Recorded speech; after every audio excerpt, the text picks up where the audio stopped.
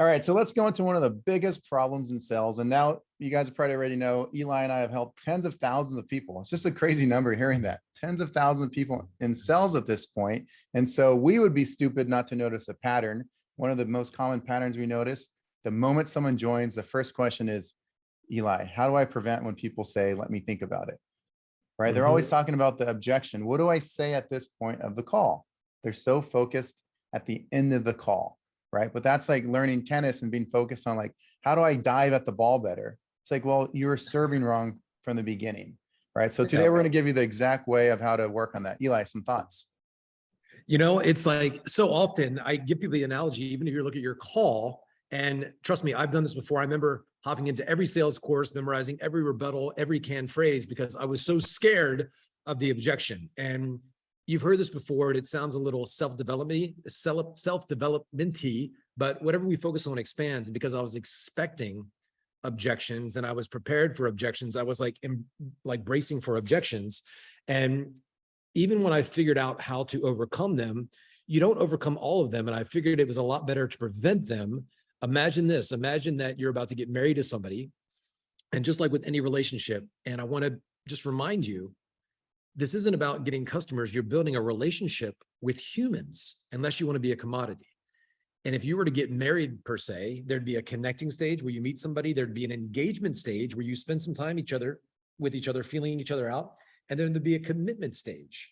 And so imagine that somebody's about to get married and they ask their husband or wife to say, I do. And the other person, their bride or husband to be, says, let me think about it.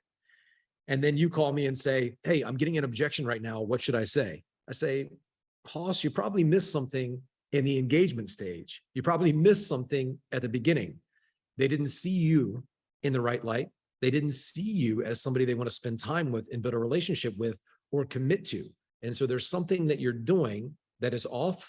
And most likely it's nothing to do with you per se. It's what you've not done in the beginning to really help them build an identity of a buyer and a doer. And so we're going to give you some insight as to how you can pre-handle the objection and get them in the right identity. Because at the end of the day, people don't buy products, they buy states and identities. And so we want to show you how to create that identity and put them in a state where they buy.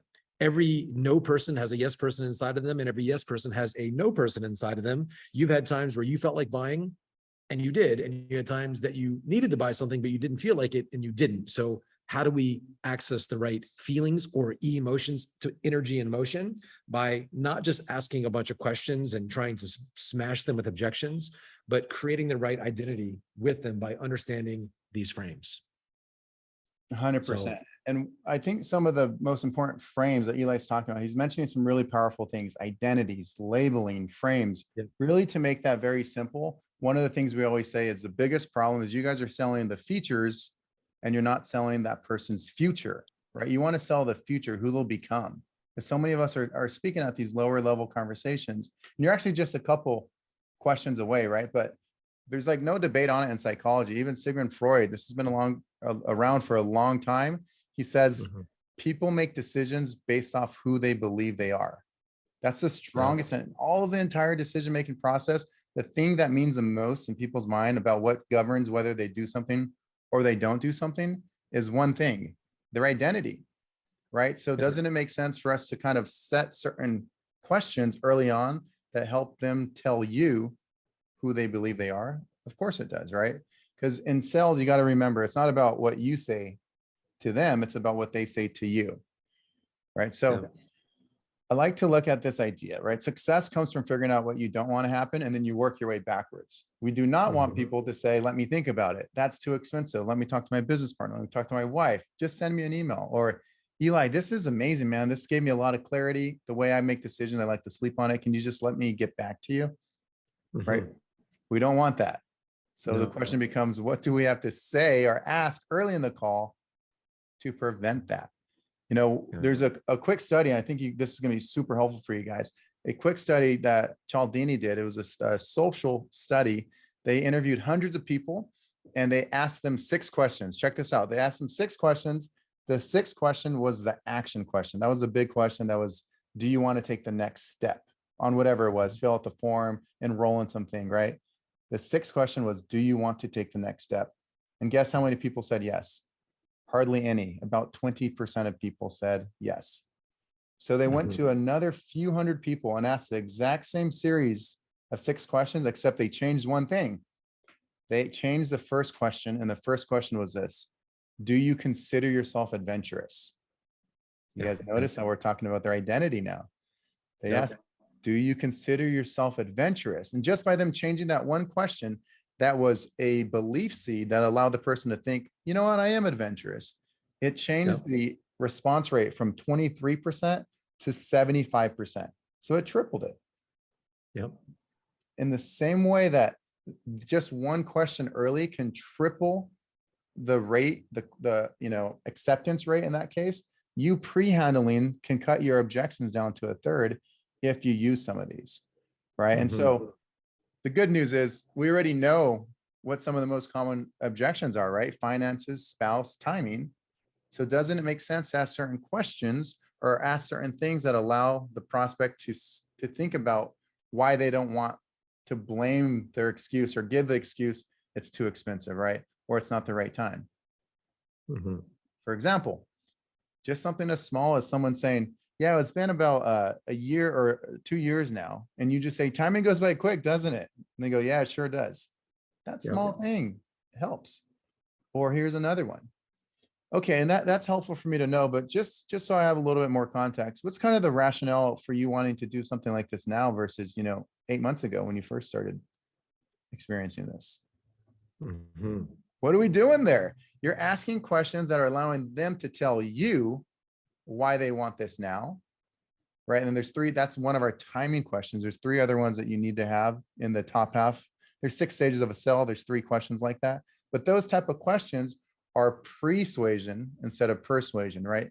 The more you do that, you will eliminate objections. Inside of our sales course, we're teaching this stuff. There's so many, like every single day, there's objections. On this page, you guys can see people are not getting many objections at all. And those that are getting objections, we teach something called the paid objection handling method. If you want to learn about that, Eli, can you tell them a little bit about the program we have for him? Yeah, real quick, though, I just want to give this insight, even with what Eli, the other Eli, laid out for you, asking the question about, like, you consider yourself adventurous, it's linking a behavior to an identity, and the person steps into that identity. So we're helping them create this identity. And, this whole objection handling thing, I just want to mention this because a lot of times we think if I had this one question or this one objection handler, it's going to solve everything. But it's like the guy who thinks there's this one pickup line that's going to help them sleep with all the girls. That's just not how it works. But what you just heard Eli do, there's subtle nuances in communication that are very subtle. And this is what the top people in the world are doing.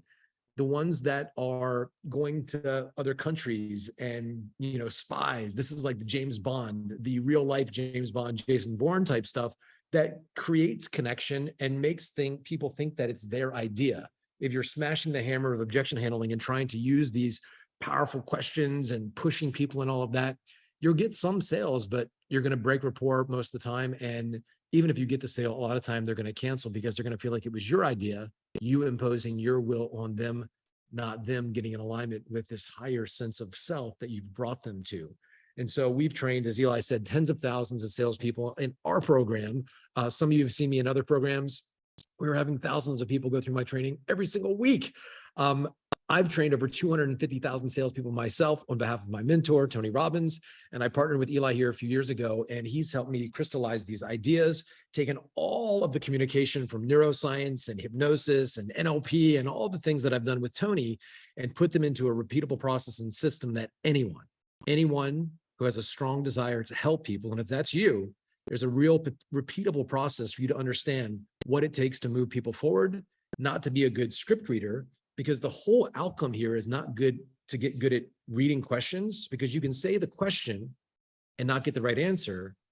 The questions and the frames are tools to help you get information, because sometimes you're going to ask the question, not get the right information. So you need to learn the tools that we give you, the exercises that we give you, learn from them, things like question catch and rockstar role play. We can take you through exercises and begin to train you and how to create that space of connection that authentically gets your prospects to step into the identity of a doer, the person who is committed to take action for their reasons, not for yours. And so we put something together really special, and you can see here all over this page, lots of testimonials. You can see a bit of what I've done, but everybody's got testimonials. Everybody's got these things, but you'll begin to notice a pattern. People say not only do they make more money, they become a stronger leader, and they change the quality of their life.